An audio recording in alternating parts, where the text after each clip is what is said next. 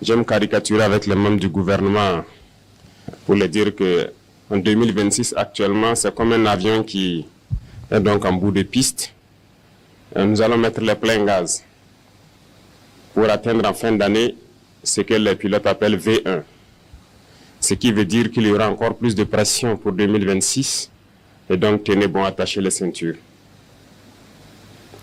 Je tiens aussi à vous féliciter pour tout ce qui a été fait durant 2025, mais surtout durant donc, ces 3 années. Et je pense que les résultats parlent d'eux-mêmes. Et c'est ce qu'il faut regarder dans le passé et s'armer de courage pour ce que nous devons faire pour le futur. Tout ce que nous avons eu à réaliser, je pense que nous devons ça au vaillant peuple qui a compris notre message, qui a compris le sens de la révolution. Parce que sans eux, les moyens mis à disposition de tout un chacun pour pouvoir y arriver, ça n'aurait pas été possible. L'essence même de la révolution, c'est de travailler pour le peuple. Et je pense que les exemples, il y en a beaucoup. Si vous prenez dans le domaine de l'agriculture, cette année, par la grâce de Dieu, nous avons fait une production record. Il y a des spéculations particulières que nous avons essayé d'introduire depuis ces 3 années. Comme je le dis, les esprits faibles, les petits esprits, ils pensent toujours que c'est impossible lorsqu'on veut initier de grandes choses. Mais il ne faut pas les écouter. Si on devait les écouter, on allait se décourager, on n'allait pas pouvoir se lancer.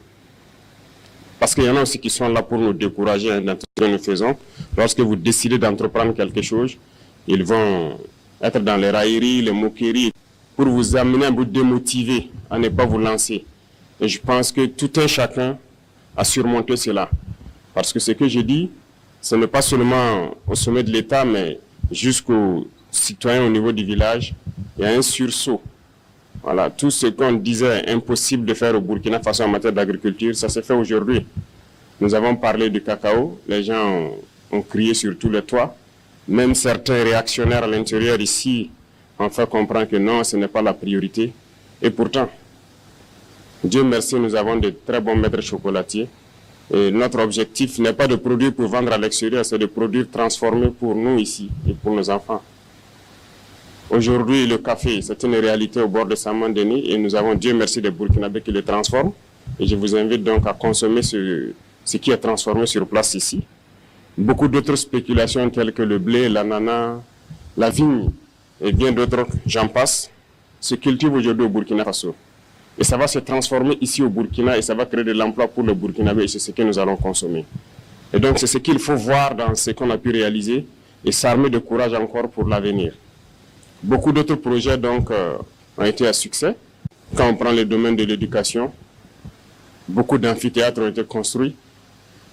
La dernière fois au Conseil, on a adapté des textes qui permettront donc d'équiper ces amphithéâtres et de construire de nouveaux amphithéâtres. Beaucoup d'écoles et centres de formation verront le jour en 2026, au bord donc de nos pôles de croissance tels que Bagré, Saman-Denis et autres. C'est pour amener les jeunes Burkinabés à pouvoir transformer, produire et transformer ce que nous faisons ici. Donc, nous n'allons plus nous concentrer sur l'enseignement général uniquement. Nous avons parlé d'enseignement professionnel et technique et donc beaucoup de lycées modernes verront le jour en 2026. En plus de cela, nous avons décidé de construire une université technologique et j'espère que d'ici la fin de l'année, vous allez voir cette université donc se dresser. Les travaux ont déjà commencé et nous avons donné donc dit aux entreprises de tout faire pour être donc dans les délais pour que les rentrées prochaines, nous puissions accueillir des étudiants dans des domaines donc assez pointus de la technologie pour que nous nous mettons au diapason. Comme je l'ai dit, nous sommes très loin, nous sommes dans les années 1800. Et je pense qu'en 5 ans, au moins de 5 ans, nous pouvons faire un saut au moins de 100 ans pour nous retrouver dans les années 1950 au moins et continuer de travailler ainsi. Je le dis, ça peut faire rire, mais c'est la réalité.